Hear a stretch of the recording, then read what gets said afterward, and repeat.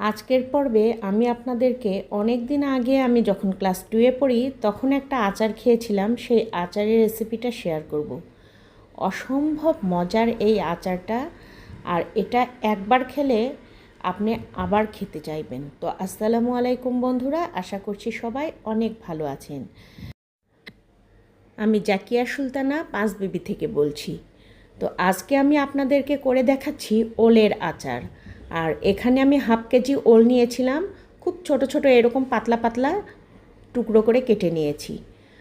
আর ওলটা এখন আমি খুব পরিষ্কার করে সুন্দর করে ধুয়ে পানিতে ভাপিয়ে নেব। দেখতেই পাচ্ছেন পানিতে আমি ওলগুলো দিয়ে দিলাম।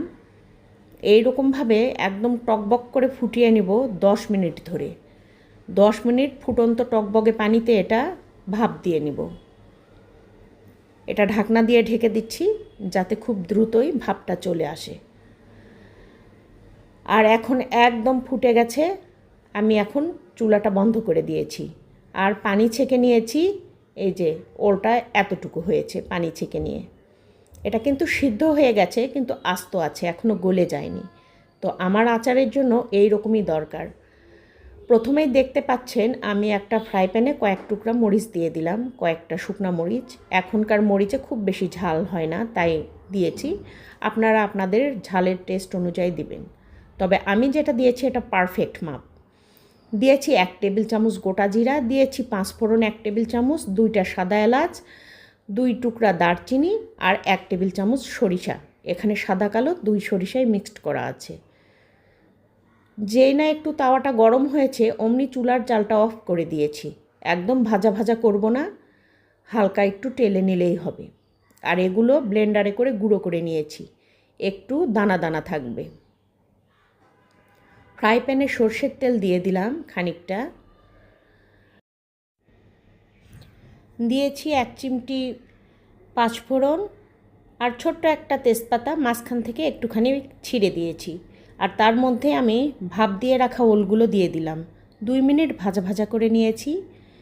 চিনি দিয়েছি হাফ কাপ,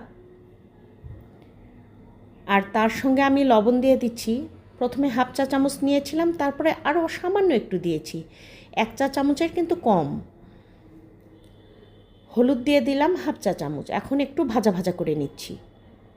ঝাল লবণ কিন্তু একবারে গপ গপ করে বেশি করে দেওয়া যাবে না, আচার কিন্তু খড় তিতা হলেও কিন্তু খেতে ইচ্ছে করে না, আবার ঝাল বেশি হলেও খেতে ইচ্ছে করে না। একটা স্বাভাবিক আন্দাজ মতো দিতে হয়। দিয়েছি 1 টেবিল চামচ ভিনেগার, পরে আবার 1 টেবিল চামচ চিনি অ্যাড করতে হয়েছে টেস্ট করে। আর দিয়েছি 1 মুঠো তেঁতুল। তেঁতুল পানিতে ভিজিয়ে রাখিনি, আবার দানাগুলোও ছেঁকে নিইনি, দানা সহই আমি দিয়েছি। কারণ আচার যেহেতু পানি দিলে সেটা আবার সংরক্ষণ করে রাখতে অনেক প্রবলেম হয়। তো তেঁতুল ভিনেগার সব কিছু দিয়ে ভাজা মশলা দিয়ে ভুনে নিচ্ছি। সব কিছু মিশিয়ে দিয়ে খুব সুন্দর করে বেশ খানিকক্ষণ, মিনিট 10-এর মতো চুলার উপরেই ভাজা ভাজা করে পানি শুকিয়ে গেলে নামিয়ে নিয়েছি। আর আমি যে আচারে ভিনেগার অ্যাড করেছিলাম, বাসায় যদি একান্তই আপনাদের ভিনেগার না থাকে সেক্ষেত্রে সামান্য একটু লেবুর রস অ্যাড করতে পারেন, তবে লেবুর রস দিয়ে সেটা আবার কিন্তু জাল দিয়ে শুকিয়ে নিতে হবে।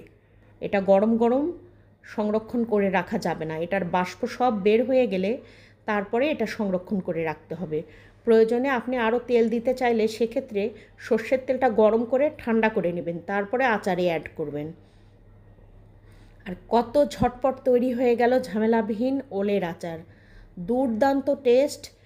এই ওলের আচার একবার খেলে আমি বলছি তো আপনারা আবার খেতে চাইবেন, এটার আলাদাই একটা টেস্ট। তো বন্ধুরা, কেমন লাগলো আজকের ভিডিও? যদি আমার ভিডিওটা ভালো লেগে থাকে তবে আমার ভিডিওতে একটি লাইক দিয়ে দয়া করে কমেন্ট করে যাবেন। আর আমার চ্যানেলে নতুন হলে সাবস্ক্রাইব করে পাশে থাকা বেল আইকনটি বাজিয়ে অল অপশনে একটা ক্লিক দিয়ে দিবেন। আর পুরাতন বন্ধুদের জানাচ্ছি অসংখ্য ধন্যবাদ। তো সবাই ভালো থাকবেন, সুস্থ থাকবেন। আল্লাহ হাফেজ।